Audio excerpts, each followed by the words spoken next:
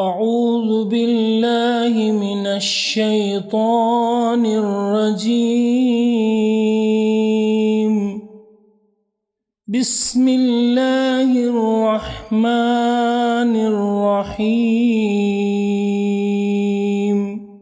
واعلموا أنما غنمتم من شيء فأن لله خمسه وللرسول ولذي القربى واليتامى والمساكين وابن السبيل إن كنتم آمنتم بالله وما أنزلنا على عبدنا يوم الفرقان يوم التقى الجمعان والله على كل شيء قدير. نحمدہ و نصلی علی رسولہ الکریم، اما بعد. خواتین و حضرات، رمضان المبارک کی آج 10ویں شب ہے. انشاءاللہ ہم کلام پاک کے 10ویں جز پر بات کریں گے. پہلے اس جز میں آئے ہوئے مضامین پر ایک سرسری نظر ڈالیں گے، پھر اس میں سے کوئی ایک خصوصی سبجیکٹ کو لے کر تھوڑی سی ڈیپر اسٹڈی کریں گے. جز کی شروعات ہوتی ہے کہ معلوم ہونا چاہیے کہ مال غنیمت میں سے 5ویں میں کا ایک حصہ، خمس یعنی 1/5، وہ اللہ کا اور اس کے رسول کا ہے، اور رسول صلی اللہ علیہ وسلم کے رشتہ دار، یتیم، غربا، ضرورت مند اور حاجت مند اور مسافروں کا شیر ہے. یہ یاد رہے کہ اس زمانے میں جنگ بدر ہوئی تھی، اور اس میں جو کچھ مال غنیمت حاصل ہوا تھا اس پس منظر میں یہ آیت آئی، کیونکہ اسلام ایک ویلفیئر اسٹیٹ کا تصور دیتا ہے. اس لیے وہ جو ڈاؤن ٹراڈن لوگ ہیں، ہیو ناٹس ہیں، سماج کا جو کمزور طبقہ ہے، ان کا حصہ محفوظ کیا گیا. اس کے بعد اسی پارے کے اندر سورہ توبہ بھی آتی ہے. دونوں کے مضامین بہت سملر ہیں، اس لیے دونوں کے بیچ میں بسم اللہ الرحمن الرحیم بھی لکھا ہوا آپ نہیں پائیں گے. جنگوں کے پس منظر میں کچھ بنیادی باتیں اس پارے میں ہمیں ملتی ہیں، چونکہ جنگ بدر واقع ہوئی تھی، اور سورہ توبہ میں جنگ تبوک کا ذکر ہے، اور بیچ میں اور بہت سی جنگیں ہوئی تھی. اس لیے بتایا گیا کہ جنگوں کے احکام کیا ہیں. تبوک کے موقع پر سورہ توبہ کے اندر جو باتیں آئی ہیں، ان میں سے 3 دشمنوں سے لڑائی کرنے کی تعلیم دی گئی، ان کی سر کو بھی کرنے کی بات کہی گئی. ایک تو ایکسٹرنل اینیمی ہے، یعنی مکہ کے مشرکین جن کا معاہدہ مدینے کی ریاست کے ساتھ تھا، اور انہوں نے اس معاہدے کو توڑ ڈالا. تو نبی صلی اللہ علیہ وسلم کو حکم ہوا کہ جب انہوں نے ایک طرفہ آپسی معاہدے کو کل عدم قرار دے دیا تو آپ پر بھی لازم نہیں ہے کہ اس کی پابندی کریں. دوسرے جو دشمن تھے وہ ریلیجیس اینیمی، یعنی بنی اسرائیل، ان کا بھی وعدہ تھا. ایک تحریری دستور مدینے کے اندر موجود تھا، اور اس دستور میں ان کے حقوق صاف طور پر بیان کیے گئے تھے. دستور میں عہد کرنے کے بعد دستور کی پابندی کی بجائے دستور کی خلاف ورزی وہ کرنے لگے، دشمنوں کے ساتھ ساز باز کرنے لگے، اور اسلام اور مسلمانوں کو نقصان پہنچانے کی ہر جتن کرتے تھے. تو ان کے خلاف بھی لڑائی کرنے کا حکم دیا گیا. اور تیسری کیٹیگری ان کی ہے جو اپنے آپ کو پریٹینڈ تو کرتے تھے کہ وہ مسلمانوں میں سے ہیں، لیکن منافقین تھے. ان کی بھی دلچسپی دشمنوں کے ساتھ تھی، ان کی دوستی دشمنوں کے ساتھ تھی. وہ مارے آستین تھے، اندر سے مسلمانوں کی صفوں کو پھاڑنا چاہتے تھے، اندر سے مسلمان اور نبی صلی اللہ علیہ وسلم کے خلاف بہت سے اشغلے چھوڑتے تھے، ان کے خلاف اللہ کے رسول صلی اللہ علیہ وسلم کو تعلیم دی گئی کہ جہاد کریں۔ یہ پہلی بات ہے جو سورہ توبہ کے پس منظر میں ہمیں سمجھ لینی چاہیے۔ بنی اسرائیل کے جو سرداران تھے یہود، ان کے بارے میں اللہ تبارک و تعالیٰ نے فرمایا کہ وہ تو مذہبی لوگ تھے، ان کے پاس تورات دی گئی تھی، تورات کی تعلیمات کے مطابق عمل کرنے کے بجائے وہ لوگوں کا مال حرام طریقے سے کھاتے تھے، دولت کو جمع کر کے رکھتے تھے، کنز کو جمع کرتے تھے۔ قرآن نے کہا کہ جو لوگ دولت کو جمع کر کے رکھیں گے، قیامت کے دن اسی کنز سے، اسی جمع شدہ دولت سے ان کے پیشانیوں کو، ان کی پیٹھوں کو، ان کے پہلوؤں کو داغا جائے گا۔ ان کی جو دوسری جو شرارت تھی وہ ہے سیدھے راستے سے لوگوں کو روکنا، اسلام کی طرف آنے سے روکنا، نبی صلی اللہ علیہ وسلم کے خلاف بہت سی باتیں بیان کرنا، اور تیسرا جو جرم ان کا تھا وہ امیسرس آف ویلتھ تھے، دولت کے پجاری تھے، دولت کو جمع کرنا چاہتے تھے۔ ایک تو دولت کو باطل طریقے سے کھاتے تھے، دوسرا دولت کو جمع کرتے تھے، اور تیسرا خدا کے راستے سے روکتے تھے۔ یہ پہلی بات ہے جنگوں کے حوالے سے، یعنی 3 کیٹیگریز کا ذکر ہوا۔ جنگ کے حوالے سے دوسری تعلیم دی گئی، مسلمانوں کو بتایا گیا کہ تمہیں اللہ تعالیٰ کے بعد اپنی اجتماعی قوت پر بھروسہ ہونا چاہیے۔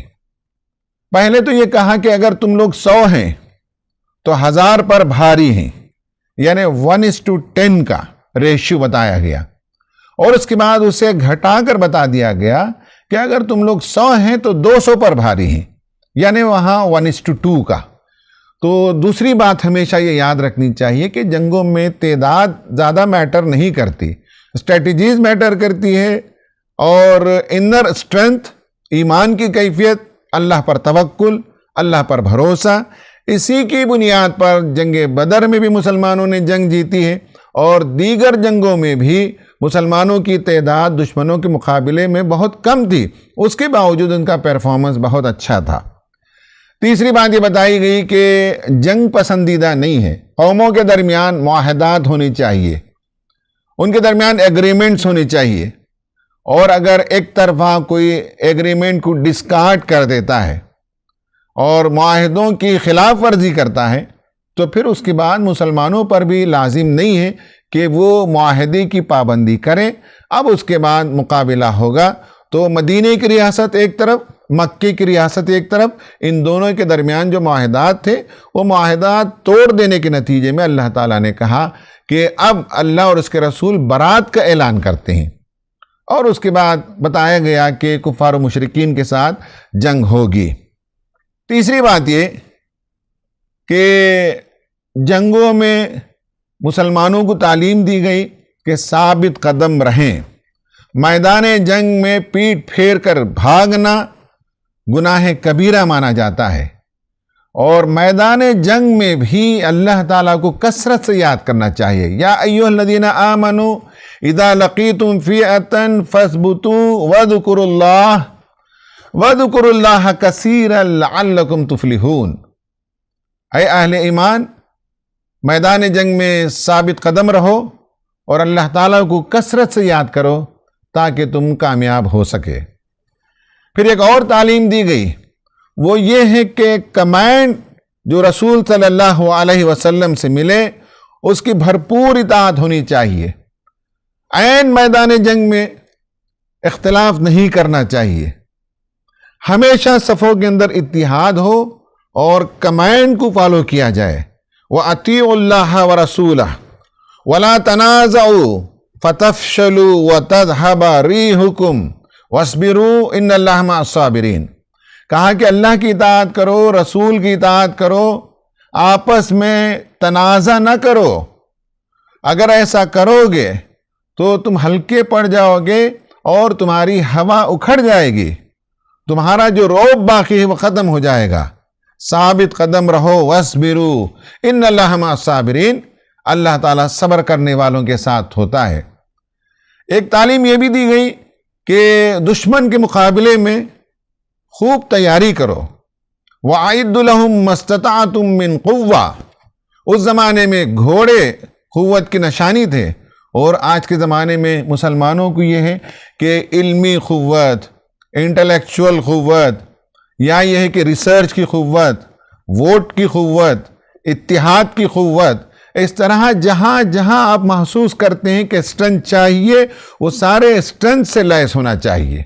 پھر یہ بھی کہا کہ دلوں کے اندر جو محبت اللہ تعالیٰ ڈال دیتا ہے، یہ اسی کا کرم، اسی کا فضل ہے۔ پھر یہ بھی کہا کہ تمہیں اس لیے لڑنا چاہیے کہ مکے کے لوگوں نے نبی کریم صلی اللہ علیہ وسلم کو نکالا تھا مکے سے، اور اس میں انہوں نے پہل کیا تھا، اور اللہ تعالیٰ سے ڈرنا چاہیے۔ اللہ تعالیٰ اس بات کا زیادہ حقدار ہے۔ بیٹل آف بدر میں شیطان کا جو رول تھا، ہپوکریٹس کا جو رول تھا، فرشتوں کا نزول ہوا، ان سب کا ذکر ہوا، اور فرعون کے بھی اس جگہ 2 مرتبہ ذکر کیا کہ کیس دونوں کا سیم ہے۔ جو حق کو ریجیکٹ کریں گے، خدا کی نشانیوں کو، رسول کی نشانیوں کو دیکھنے کے باوجود حق کی مخالفت کریں گے، تو انجام فرعون کا جو ہوا وہی اہل مکہ کا بھی ہوگا۔ پھر اللہ تبارک و تعالیٰ نے اس بارے میں بہت سی قوموں کا ذکر کیا اور بتایا کہ ہم نے انہیں تباہ و برباد کر دیا۔ ان سب کے نام کے ساتھ کئی قوموں کا ذکر اللہ تعالیٰ نے بیان فرمایا ہے۔ پھر یہ بتایا کہ اب کعبۃ اللہ جب فتح ہوگا تو مسلمانوں کے حوالے ہوگا، مشرکین کا کام نہیں ہے کہ وہ کعبۃ اللہ کی متولی شپ کریں۔ خواتین و حضرات، اس طرح سے یہ وہ مضامین تھے جو اس پارے کے اندر آئے ہیں۔ اب ہم اس پارے سے بات کریں گے آیت نمبر 38 سے 41 اور آیت نمبر 24۔ سورہ توبہ میں یہ آیتیں آئی ہیں، پہلے اس پر ہم بات کرتے ہیں۔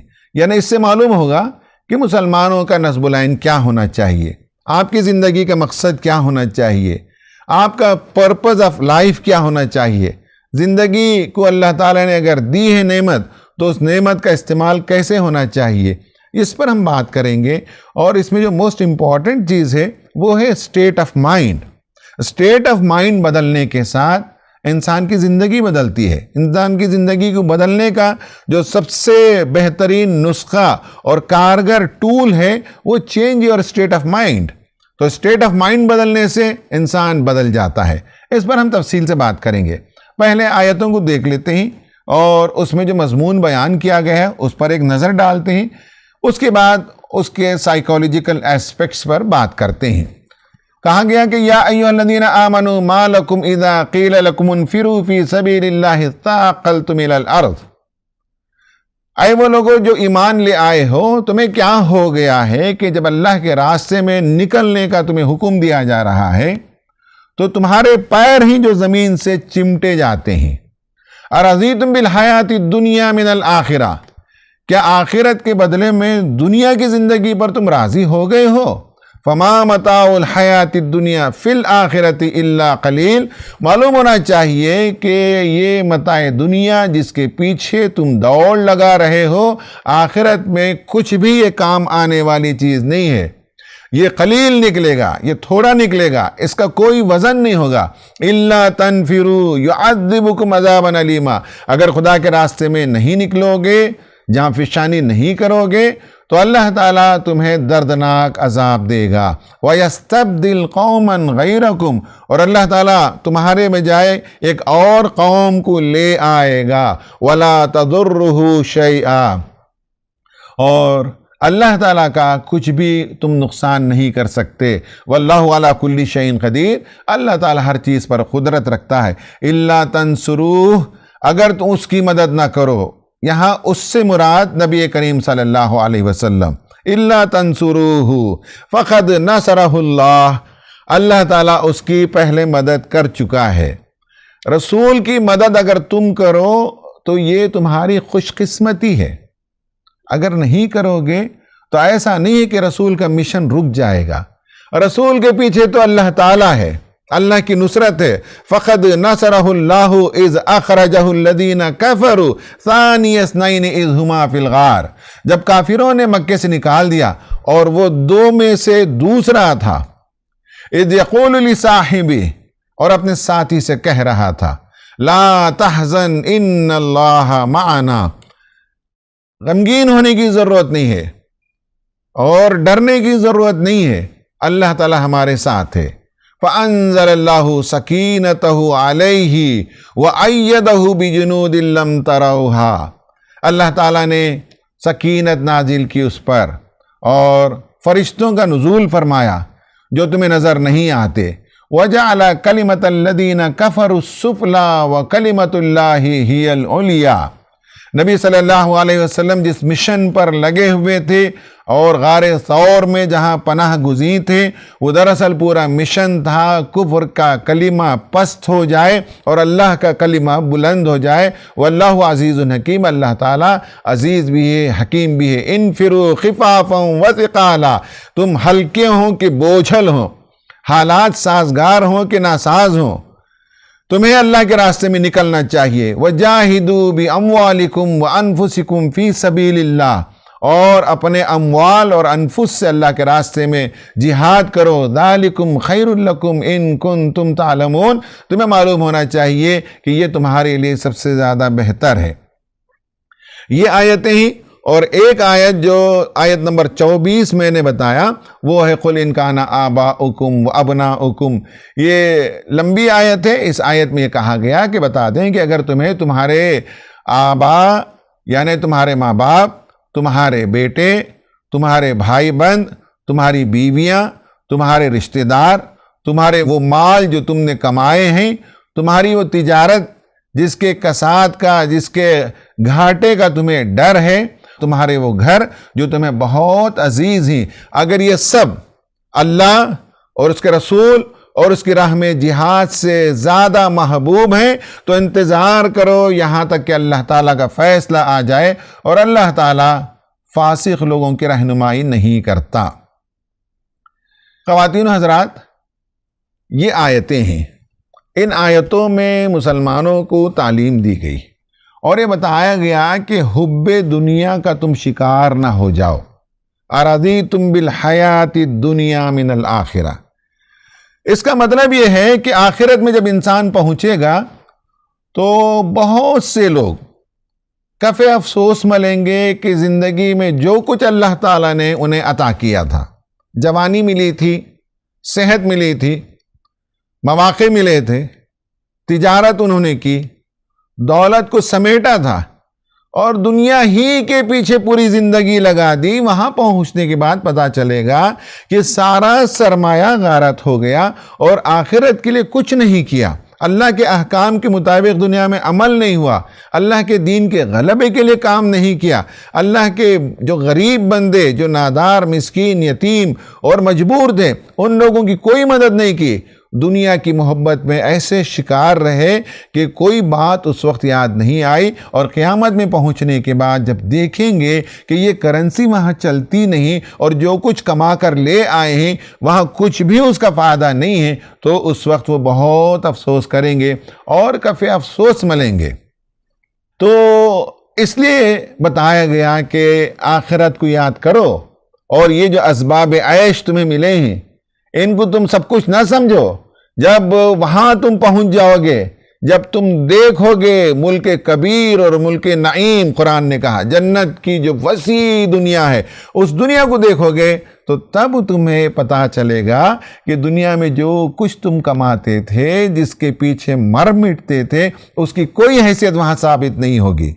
ہاں، اگر بندہ اللہ کے لیے، آخرت کے لیے مقصد زندگی کو سامنے رکھ کر زندگی بسر کر رہا ہو تو پھر دنیا میں بھی اسے خوشی، دنیا میں بھی اسے برکت اور فائدہ، اور آخرت میں بھی اسے ضرور فائدہ ہوگا۔ یہ بات یہاں تفصیل سے بتائی گئی۔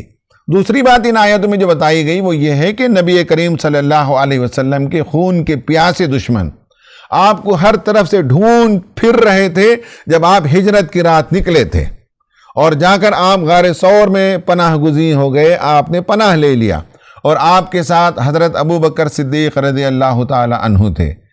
اطراف مکہ کی وادیوں میں سے کوئی گوشہ ایسا نہ تھا جہاں کفار و مشرکین نے لوگوں کو نہ بھیجا ہو، تلاش نہ کیا ہو، ہر کوشش کی، آخر میں اس جگہ بھی پہنچے اور کسی کے پیر نظر آ رہے تھے۔ حضرت ابو بکر صدیق رضی اللہ تعالی عنہ جب دیکھ لیا کہ دشمن قریب آ گیا ہے تو اللہ کے رسول صلی اللہ علیہ وسلم سے اپنی فکر کا اظہار کیا تو آپ صلی اللہ علیہ وسلم نے فرمایا لا تحزن، حزن و ملال کا شکار ہونے کی ضرورت نہیں ہے، خوف زدہ ہونے کی ضرورت نہیں ہے، رنجیدہ ہونے کی ضرورت نہیں ہے، بلکہ ثابت قدم رہیں، اللہ تعالی ہمارے ساتھ ہے۔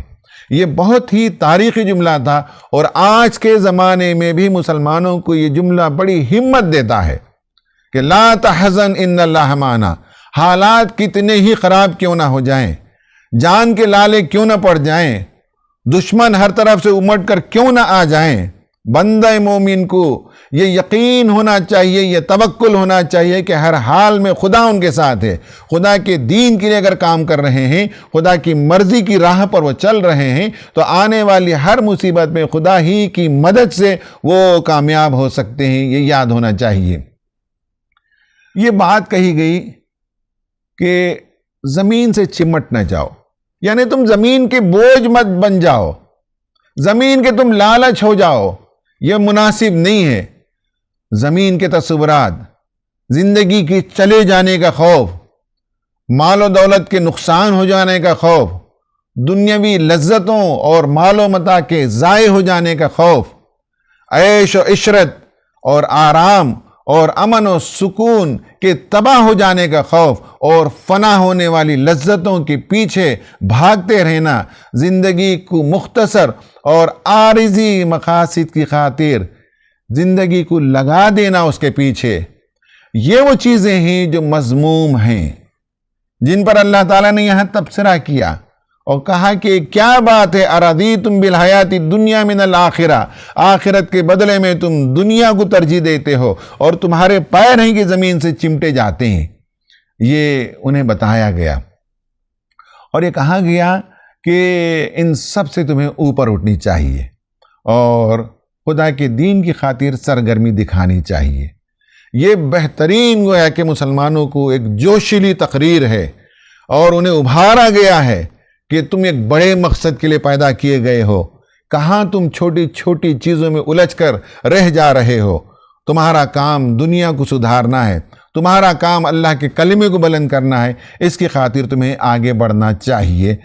یہ اعلاء کلمت اللہ، اللہ کا کلمہ بلند ہونا، یہ پرپز آف لائف ہے۔ اس کی وجہ یہ ہے کہ اللہ کے کلمے کا مزاج ہے کہ غالب ہو کر رہتا ہے، اور کفر کا جتنا فلسفہ ہے، کفر کا جتنا نظام ہے، کفر کی جو حقیقت ہے، وہ پست ہے، اسے پست ہونا ہی ہے، اور اللہ کا کلام، اللہ کا نظام، اللہ کی باتیں، اللہ کا فلسفہ، اللہ کا سسٹم اور اللہ کا دین غالب ہو کر ہی رہنا ہے۔ اگر اس میں مومنین کام آ جائیں، اپنا وقت لگائیں، اپنی جان لگائیں، اپنا مال لگائیں، تو یہ ان کے لیے بہتر ہے، ورنہ اللہ کے دین کا مزاج یہ ہے، اللہ کے کلمے کا مزاج یہ ہے کہ وہ غالب ہونے ہی کے لیے آیا ہے، اور وہ غالب ہو کر رہے گا، اور اللہ تعالیٰ عزیز ہے، قوت والا ہے، وہ اپنا کام ضرور کرے گا۔ یہ اور بات ہے کہ خدا کے راستے میں ہم کام کریں تو اللہ تعالیٰ کامیاب کرتا ہے اور بندوں کی محنتوں کو قبول کرتا ہے۔ اس میں بتایا گیا کہ اللہ تعالیٰ نے کیسے نبی کریم صلی اللہ علیہ وسلم کی نصرت فرمائی جب وہ غار میں پناہ لیے ہوئے تھے، تو تمہارے لیے بھی اللہ تعالیٰ کی نصرت ہر حال میں آئے گی، اس پر یقین رکھو۔ ان آیتوں میں یہ بات بتائی گئی ہے۔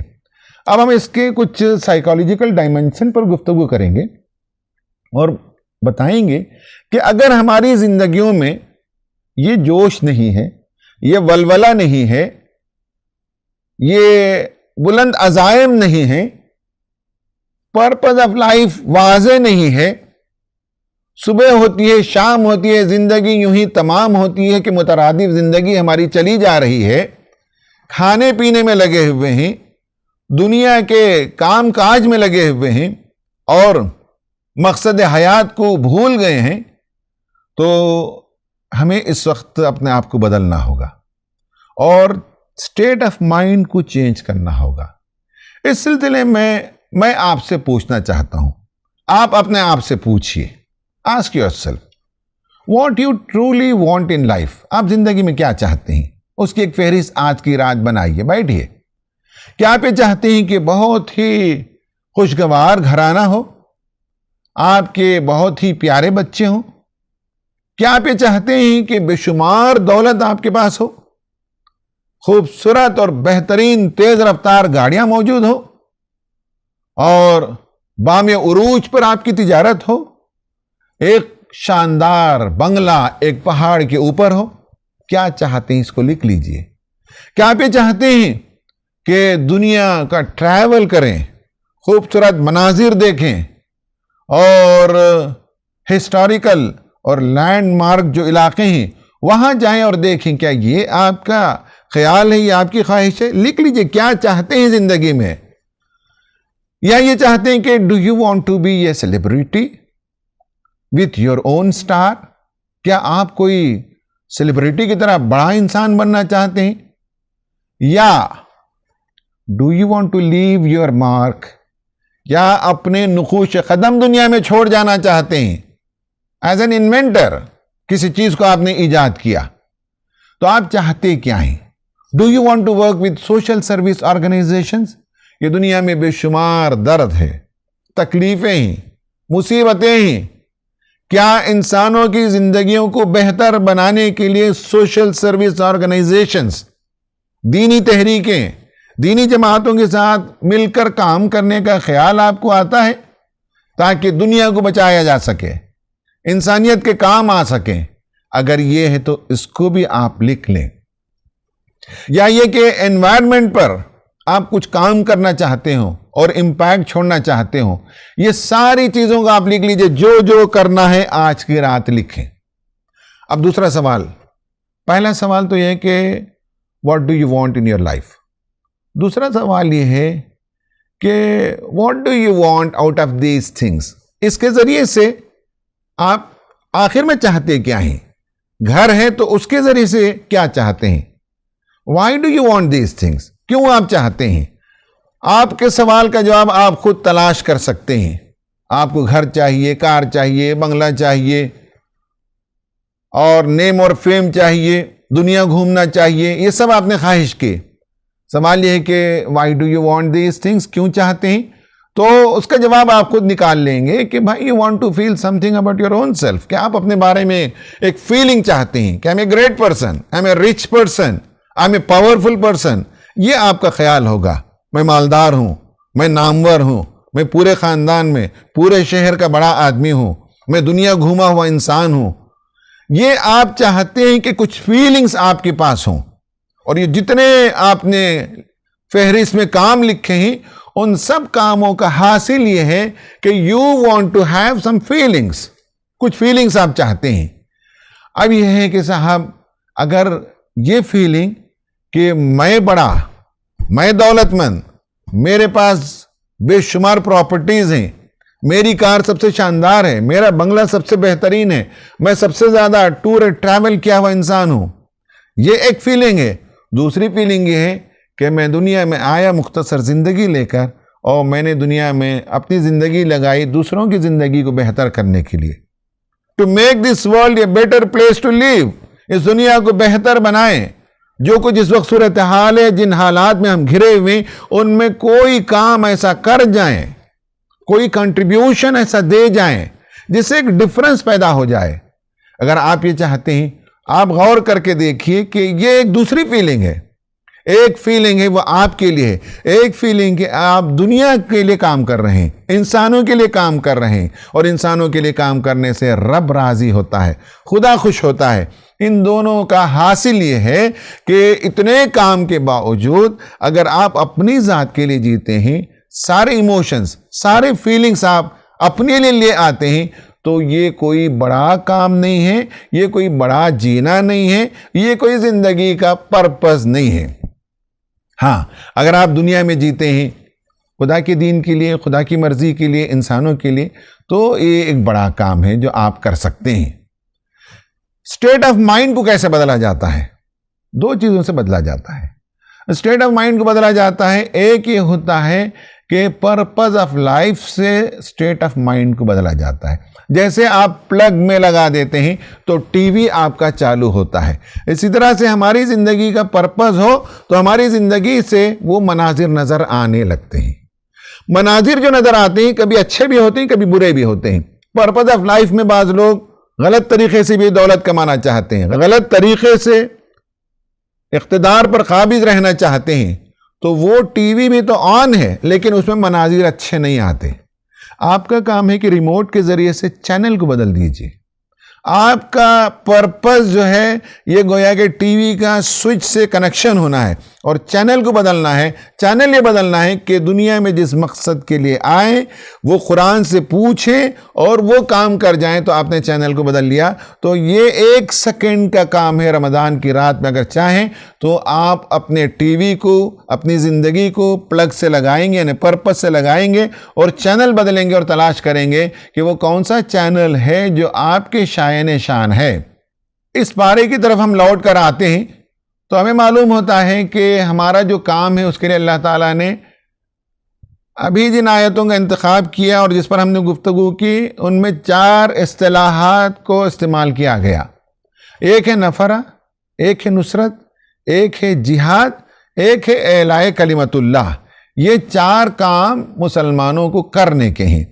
انفرو، یہ نون فے رے سے ہے، اور یہ ہے النفرو، یعنی نکلنا ہے۔ اس میں الا کا صلہ لگتا ہے یا ان کا، یعنی کسی چیز سے بھاگنے کے بھی ہیں اور کسی چیز کی طرف دوڑنے کے بھی ہیں۔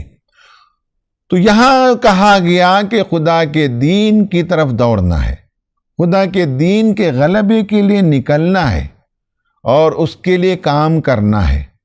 نفرت بھی اسی سے نکلا ہوا لفظ ہے، کسی سے بھاگنا ہے، کسی سے دور ہونا ہے۔ اور نفرہ جو ہے لڑائی کے معنوں میں بھی استعمال ہوتا ہے۔ یہاں انفرو خفافا و ثقالا کا جو لفظ آیا ہے وہ جنگ تبوک کے پس منظر میں آیا ہے۔ تو معلوم ہونا چاہیے کہ انفرو یعنی گھروں سے نکلنا۔ گھروں سے نکلنے کا مطلب ہے میدان میں ایکٹیو ہونا، میدان میں کام کرنا، جوہدکار بننا، ایکٹیوسٹ بننا، خدا کے راستے میں نکلنا چاہیے، کام کرنا چاہیے۔ یہ ایک لفظ ہے جو یہاں استعمال ہوا ہے، اور یہ لفظ اس رکوع کے اندر 2-3 مرتبہ استعمال ہوا ہے۔ دوسرا لفظ ہے نصرہ، نون صاد رے سے نکلا ہے، النصر والنصرہ۔ اس کے معنی کسی کی مدد کرنے کے۔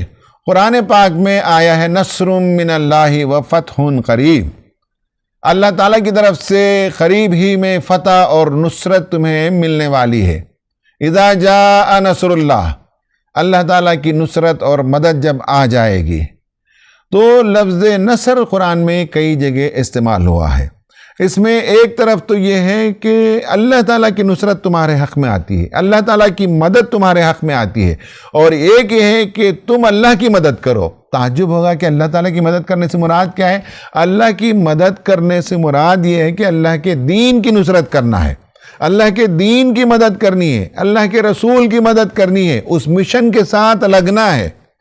تو یہ قرآن میں دونوں پہلوؤں سے آئے ہیں۔ ان ینصرکم اللہ فلا غالب لکم، اگر اللہ تعالیٰ تمہاری نصرت کرے تو تم پر کوئی غالب نہیں آ سکتا۔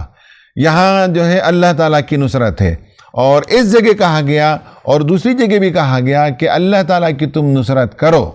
ان تنصر اللہ ینصرکم، تم اللہ تعالیٰ کی نصرت کرو، مدد کرو تو اللہ تعالیٰ تمہاری مدد کرے گا۔ حضرت عیسیٰ علیہ السلام نے کہا کونو انصار اللہ، اللہ تعالیٰ کے مددگار بنو۔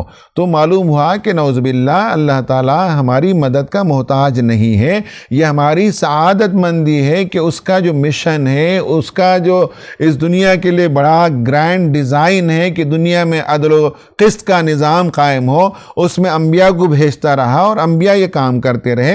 انبیاء کے چلے جانے کے بعد اگر دین کی نصرت تم کرو، دین کی مدد تم کرو، دین کے کام کو لے کر آگے تم بڑھو تو یہ تمہاری سعادت مندی ہے۔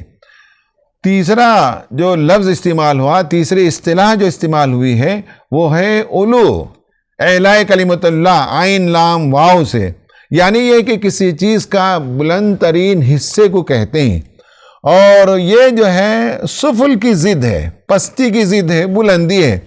اس میں معلوم ہوا کہ جو علو کی نسبت ہے وہ اللہ تعالیٰ کے کلمے سے ہے، یعنی اللہ کا کلمہ بلند ہو، اللہ کی دعوت بلند ہو، اللہ کا پیغام بلند ہو، اللہ کا مشن بلند ہو، اللہ تعالیٰ کا دیا ہوا نظام اسلام کا فلسفہ یہی سپریم ہونا چاہیے، اور اس کی فطرت ہے سپریمیسی کی، اس کی فطرت ہے دنیا میں غالب آنے کی۔ باقی جتنے انسان کے مین میڈ ازمز ہیں اور جتنے انسانوں کے مین میڈ فلسفیز ہیں، مین میڈ سسٹمز ہیں، وہ سب فلاڈ ہیں، ان سب کے اندر خامیاں موجود ہیں۔ وہ دنیا کو سکون نہیں دے سکتے، وہ دنیا میں مساوات قائم نہیں کر سکتے، غربت کا خاتمہ نہیں کر سکتے، عورتوں کی عصمت کا تحفظ نہیں کر سکتے۔ وہ سارے سسٹمز فیل ہیں۔ سسٹم اگر کوئی انسانوں کے کام آ سکتا ہے تو وہ اللہ تعالیٰ کا سسٹم ہے، اس کی بلندی کے لیے کام کرنا، اعلاء کلمت اللہ کا کام کرنا۔